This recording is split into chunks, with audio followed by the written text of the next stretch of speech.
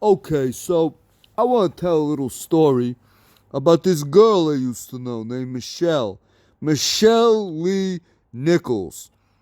I first started talking to Michelle when I was at Fort Drum in October, November 2007. I met her online. We started talking. But despite the fact that we were in the same town, she was just over in Watertown. Uh, I never actually met her when she was up there because she lived there for like a month and then moved to Florida. So I didn't actually get to meet her in person again. And despite being only like 23 at the time, she already had four kids. Somehow she never had any more because now she's 36 and she still only has four. She just stopped making babies at 23. Because by now she'd probably have about 12 or 15 kids. She kept that up. So it's late 2007, but we continue to talk, right? And before I know it, me and her are having phone sex. Now, I'd had a little phone sex when I was younger. It was okay if done right. And this girl was a god when it came to phone sex. She had this sexy, sexy voice. She could be one of those like porn operators, 1-900. You call and they talk dirty to you. Absolutely. She would have made a ton of money doing it too. She was ugly as shit. Most people would think so. Most people would be like, ew, that's her? Really? Don't judge a book by its cover. She was a sex god. I mean, like, the phone sex we had was better than most of my real sex. Not that my real sex was bad. No, she was just that fucking good. Just listening to the sound of her voice would turn me on. And yeah, this phone sex, some of it was so intense, I can't even tell you. Felt like I was really fucking her, like she was right there with me. And this continues, on and off for the next year plus. And now it's February, March 2009. And we're on leave after we get back from Fort AP Hill in Virginia. You heard my Thomas story. Supplementary charge, baby. So I decide to take a trip down to Florida and finally meet her. Finally. I've been wanting to meet her so bad. And of course, if I was going to meet her, we were finally going to fuck. That was a given. Finally get my chance. See how she was in real life. I can't wait. So I go and drive all the way from Long Island down to Palm Bay, Florida, which is about an 1,100-mile drive. And instead of stopping in South Carolina, south of the border, like I usually did when I drove to Florida, my dumbass decides to drive straight through without a break. I only stopped to piss and get coffee. And oh my God, like I almost never drink coffee. It's very rare. But just to try to keep myself awake, to make sure I had enough energy, I bought one of these 32-ounce coffee mugs you get in like a 7-Eleven. And I end up filling up about 8 of these things, right? Yeah. So this is like 250 ounces of coffee in less than 24 hours. And to a non-coffee drinker that's not used to caffeine, oh my God. Yeah, don't do that. So I'm driving down there, and by the time I get to the Florida state line, I'm already losing it, right? I'm tired as shit. I should really pull over and get some rest. But I don't want to stay in a hotel. So I try to like pull over to the side of the road in a rest stop right by the state line and sleep for a couple hours. I can't do it. It's one of those fucked up things where you're too tired to stay awake, but you're too wired to go to sleep. Yeah, basically like purgatory. So I'm like, fuck it. Well, I might as well keep going. I'm almost there. And driving to Florida is one of those things. You hit the state line with Georgia, and they're like, "Yay, I'm here. I'm in Florida." And you're like, "Fuck, I got like 4 more hours to go. Florida's like 500 miles long. Damn it." I had about 3 more hours to Palm Bay from Georgia. And by the time I got to it in about 40 miles, right past Orlando, I was pretty much delirious. I was almost like seeing double. Oh man, I don't know how I did not crash my car and die. Finally, I get to Palm Bay. I check into my hotel room, and I proceed to spend about the next 15 minutes like projectile vomiting coffee into the toilet. Like, I just puked nothing but brown over and over and over. And then proceeded to have a small degree of caffeine poisoning for the entire time I was down in Florida. Yeah, that sucked. Don't do that. Once again, I don't think I ever wanted to drink coffee as long as I lived after that. So then, finally, I get to meet the great Michelle. She comes by the next morning, picks me up in her car, and we drive around for a bit, go meet some of her cousins, go out to eat, whatever. And then we make plans to go out to this club in Melbourne, which is the next town over from Palm Bay. It's called the County Line. This was Michelle's watering hole, her favorite club. So I said, all right, cool. I mean, I'm hoping we go back to my room after that. Fuck. Again, of course she was going to fuck me. There was no doubt. Guarantee. But right before we go, I take a shower, get dressed, and I'm like, okay, how are we getting there, right? Because we're all going to get drunk. And she goes, oh, I'm going to drive. Like, what do you mean you're going to drive? You're going to drink. She's like, I don't care. I just drive. Like, you can't drive drunk, Michelle. Like, what do you mean? You have kids? You have, like, are you serious? What would happen if you crashed and died and your kids didn't have a mom anymore? And she kind of just, like, shrugs. I don't know. She's like, this is just what we do. We all drive like that around here. I'm like, well, I don't. I don't believe in this shit. It's wrong. Look, I'll give you a ride, okay? I'll volunteer to be a DD. I won't drink tonight. And this bitch still tells me no. Like, she actually liked driving drunk. Who refuses a designated driver? I've never heard of that.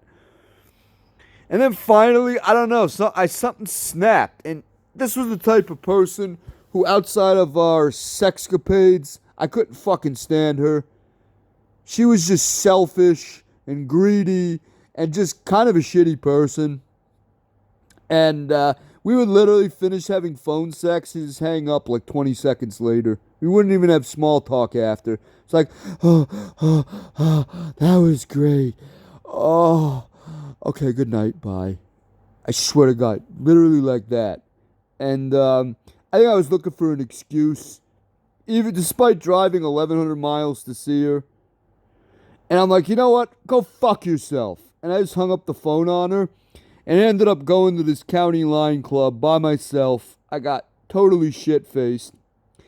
And then I come back to my room and I'm like, well, fuck it. I'm never going to talk to Michelle again, right? Nothing's going to happen after that. I ain't getting any sex.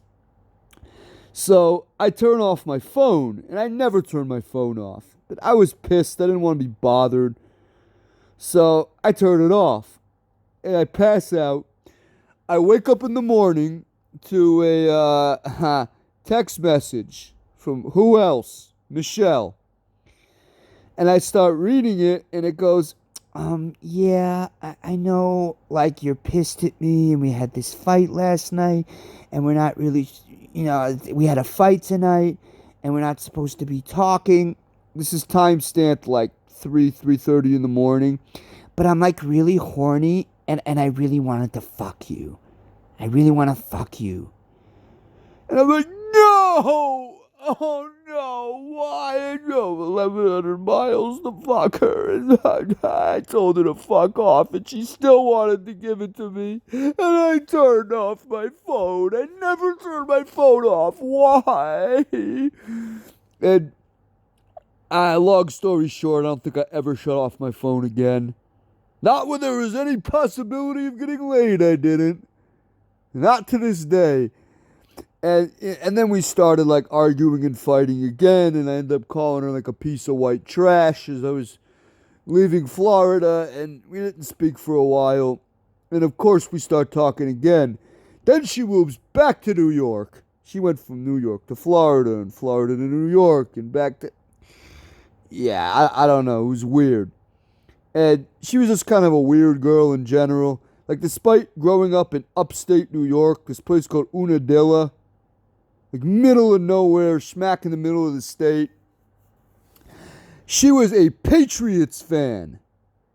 And Yankees. Like, how the fuck are you from upstate New York and you like the Patriots? Shouldn't you like the Bills or the Jets? What's wrong with you? It's like, I don't know. I just like the Patriots. Like, okay, you're fucking weird. But, yeah, so finally we get to hang out a little bit more, but it's only like a couple of times, and then I don't see her for a while more. And now it's 2011, and I'm like a week from getting out of the Army. It's May 2011. And I'm going out with these guys in a battery, Ross, this guy Han, and some other guys to celebrate like my last time before I get out. And a side note, at one point I had to take a shit, right?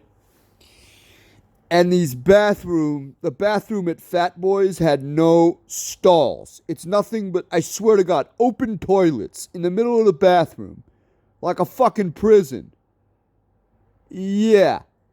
And I can't hold it. It's not like I can shit outside. I mean, I have no choice. So I sit down and just take a shit in front of everybody. Other guys were doing it. I'm like, whatever. I'm not the only one. And all of a sudden the door opens and Ross walks into the bathroom.